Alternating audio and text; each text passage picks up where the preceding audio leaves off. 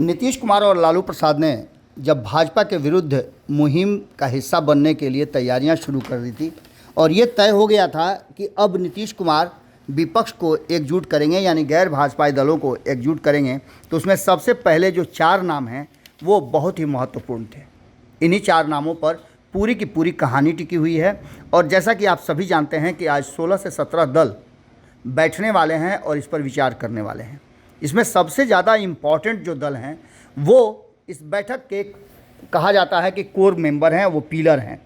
4 ऐसे दल हैं जिनको लेकर के अब ये कहा जा रहा है कि नीतीश कुमार अगर उन्हें जोड़ लेते हैं तो आने वाले समय में इनके बीच में सामंजस्य बिठा करके और बाकी के शेष दलों पर दबाव बनाया जा सकता है। आपको बता दें कि इसमें पूरी अगर आंकड़ों को देखें तो आंकड़ों की दृष्टि में कुल 15 दल जो अब तक आइडेंटिफाई किए हैं जो इस मीटिंग में शामिल होंगे, उनके पास मात्र 153 सीटें हैं, जो पहले भी हमने आपको बताया था। इसमें क्यों ज़रूरी हैं कांग्रेस के साथ साथ स्टालिन, ममता और उद्धव, इसके पीछे की भी कहानी है। नीतीश कुमार अपनी 16 सीटों के साथ इस गठबंधन को लीड कर रहे हैं, तो वहीं आपको बता दें कि कांग्रेस ने भी सहमति दी है जिसके पास 53 सीटें हैं। तो वहीं स्टालिन को लेकर के आपने देखा होगा कि लगातार जिस तरह से तेजस्वी यादव हों, नीतीश कुमार हों, और तेजस्वी यादव का बार बार जाना, उन्हें निमंत्रण देना और उन्हें इस मीटिंग का हिस्सा बनाना एक बड़ा महत्वपूर्ण बात था, क्योंकि उनके पास अच्छी खासी सीटें हैं।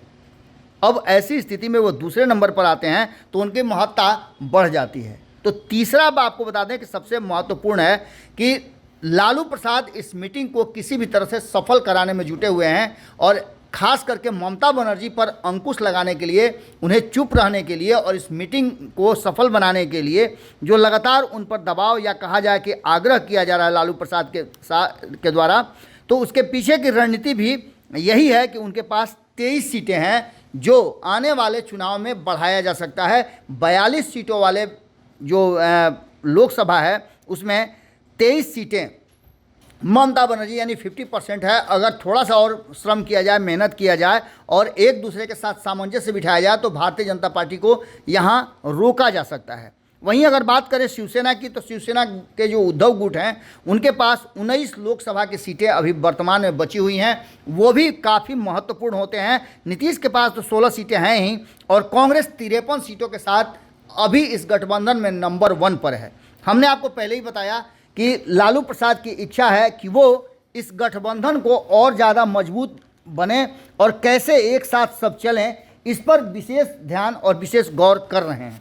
आपको बता दें कि इस पूरे जो जुटान है उसमें 153 सीट विपक्ष के पास है जो आज की बैठक में शामिल हो रहे हैं, तो अकेले भाजपा के पास 303 सीटें हैं। और सबकी नज़र जिस तरह से अर्जुन की नज़र मछली की पुतली पर थी, उसी तरह से भारतीय जनता पार्टी के ये 303 सीटों पर सबकी नज़र बनी हुई है। आपने देखा भी होगा कि इसमें से बार बार ये कहा जा रहा था कि 40 सीटें घटा देने के बाद आप सीधे देख रहे हैं कि पहुंच जाती है बहुमत से नीचे भारतीय जनता पार्टी। और इसी को लेकर के ध्येय बनाया गया था कि जो सीटें अभी 153 है, इसमें कम से कम 40 सीटों का बढ़ोतरी किया जाए, क्योंकि वर्तमान में कांग्रेस के पास 53 और बाकी के लगभग 1 दर्जन दल हैं उनके पास 100 सीटें हैं। ये 153 होती हैं जो कि भारतीय जनता पार्टी को सत्ता से दूर रखने में कामयाब नहीं हो पा रही हैं। ऐसी स्थिति में ये तय करना होगा कि सभी को अपने अपने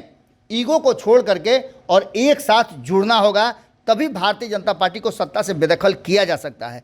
कारण बहुत सारे हो सकते हैं, लेकिन सबसे पहले ये जुगाड़ करना होगा कि भारतीय जनता पार्टी को 272 से नीचे कैसे रोका जाए। इसके लिए लालू प्रसाद ने मिशन भी बनाया है। अब देखना दिलचस्प होगा कि आज के इस बैठक से क्या निकल करके आता है। हमारे रिपोर्टर्स, कई रिपोर्टर्स लगातार नज़र बनाए हुए हैं विभिन्न राजनीतिक दल के कार्यालय में और मीटिंग स्थल पर। आप जुड़े रहिएगा। सबसे पहले हम आपको इस मीटिंग में होने वाली छोटी बड़ी घटनाओं को बताते रहेंगे। बहुत बहुत धन्यवाद। अगर ये वीडियो पसंद आई और वह बिहार के राजनीति और बिहारियत से सरोकार रखेनी तो सब्सक्राइब बटन दबा के चैनल के सब्सक्राइब कर ली। ओजे एगो घंटी बा, ओकरा बटन दबा देला से कुल सटीक और मारक खबर रुआ मुफ्त में मिल जाई। अगर रउआ पत्रकारिता के हमनी के नया प्रयोग में सहयोग कर चाहतानी तो ज्वाइन बटन दबा दी। पेटीएम नंबर नोट कर ली 9386 816-700। धन्यवाद।